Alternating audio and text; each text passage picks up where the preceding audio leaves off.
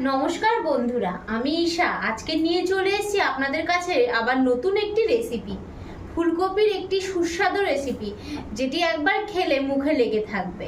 তো চলুন আপনাদের এক এক করে দেখাই কিভাবে আমি তৈরি করি ফুলকপির এই রেসিপিটি। ভিডিওটি অবশ্যই শেষ পর্যন্ত দেখুন। আমি এখানে নিয়ে নিয়েছি ফুলকপি, একটা গোটা ফুলকপি নিয়ে নিয়েছি, নিয়ে কেটে এখানে ধুয়ে নিয়েছি। এবার এটার মধ্যে আমি একটু নুন হলুদ আর লঙ্কার গুঁড়ো মাখিয়ে রাখবো কিছুক্ষণ।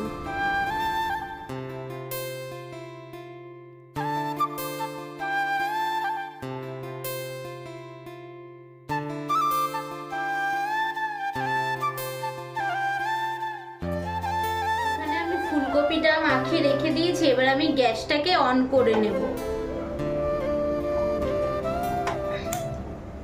গ্যাসটাকে অন করে নিয়ে এবার আমি কড়াইটা চাপিয়ে দেব। এখানে কড়াইটা গরম হয়ে গেছে, আমি দিয়ে নিচ্ছি সাদা তেল। আমি সাদা তেল দিয়েই করব, আপনারা চাইলে সরষের তেল দিয়েও করতে পারেন, কিন্তু সাদা তেল দিয়ে করলে এই রান্নাটা ভালো হবে। সাদা তেল দিয়ে দেব।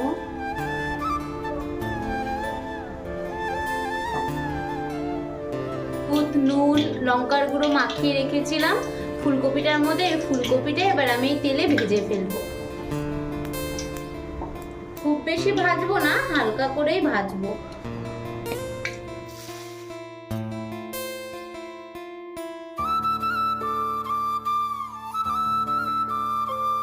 আমি এখানে ফুলকপিটাকে 5 মিনিট মতন ভেজে নেব। এখানে দেখতেই পাচ্ছেন ফুলকপিটা আমার হালকা ভাজা হয়ে এসছে। খুব বেশি ভাজবেন না ফুলকপিটা, তাহলে অতটাও খেতে ভালো লাগবে না। হালকা ভাজবেন। আমিও এখানে হালকা ভেজে নিয়েছি, নিয়ে এবার আমি তুলে নেব।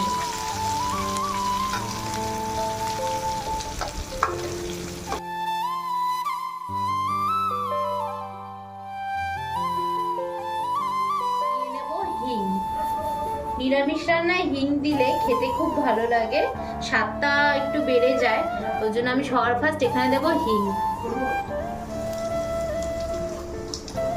হিং দিয়ে দিলাম। তারপর আমি দেব, এখানে আমি এলাচগুলোকে ফেটিয়ে নিচ্ছি। এলাচগুলোকে ফাটিয়ে না নিলে সেটার ভয় থাকবে। এখানে আমি গোটা গরম মশলা দিয়ে দিলাম। আর দেব তেজপাতা, 2টো তেজপাতা দিলাম, আর 2টো শুকনো লঙ্কা। আর এই রান্নার মধ্যে যেটা একটা ইম্পর্টেন্ট জিনিস ফোড়ন দিতে হবে, সেটা হলো মৌরি। মৌরিতেই এই রান্নার স্বাদটা, ফোড়নের স্বাদটা অন্যরকম আনবে। মৌরি দিয়ে দিলাম।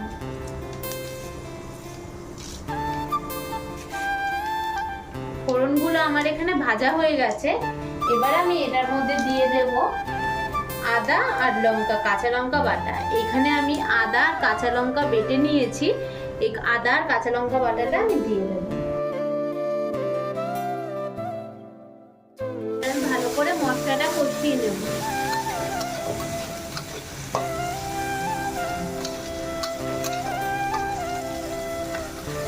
আদা আর লঙ্কাটাকে ভালো মতন একটু ভেজে ভেজে নেব। তারপরে আমি পরের মশলাগুলো অ্যাড করব এর সাথে।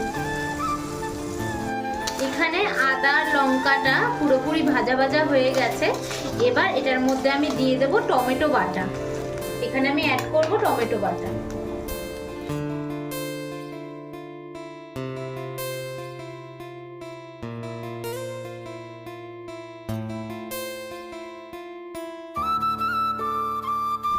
দেখুন মশলা দিয়ে তেল ছেড়ে দিয়েছে, আর কালারটাও দেখুন কত সুন্দর এসছে।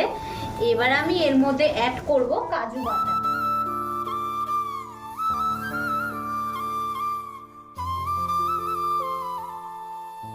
হালকা ফ্লেমে রেখে আমি কষিয়ে নেব।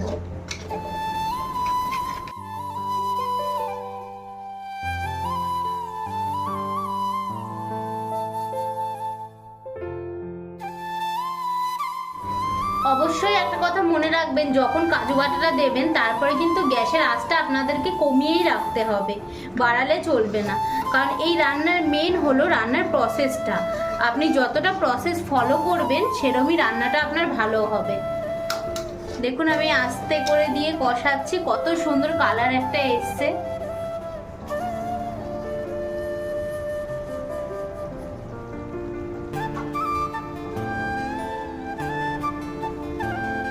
এর মধ্যে আমি এবার অ্যাড করব অল্প পরিমাণ দুধ।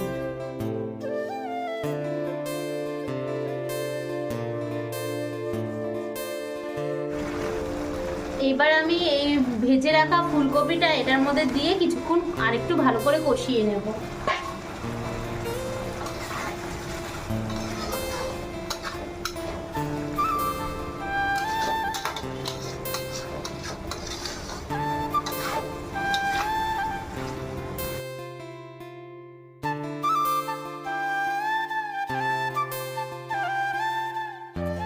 দেখুন মশলাটা এখানে কষানো হয়ে গেছে, অলরেডি তেল ছাড়া শুরু করে দিয়েছে, দেখতেই পাচ্ছেন ফুলকপির থেকে, মশলার থেকে।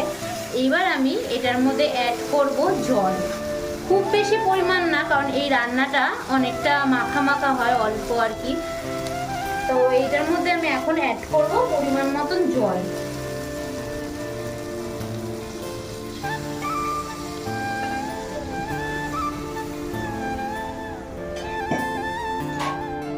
এখানে ঝোলটা ফুটছে, আমি এটার মধ্যে দুটো কাঁচা লঙ্কা চিড়ে ওপর থেকে দিয়ে দেব।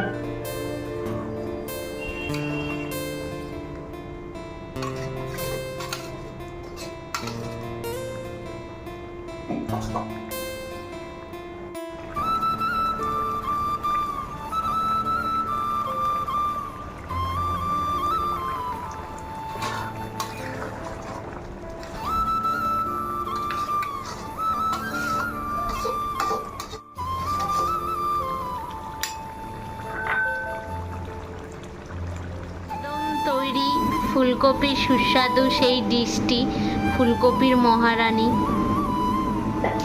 দেখুন, দেখলেই তো জিভে জল চলে আসছে। এভাবে আপনারা অবশ্যই বাড়িতে ট্রাই করে দেখবেন এই রেসিপিটা, আশা করি ভালোই লাগবে।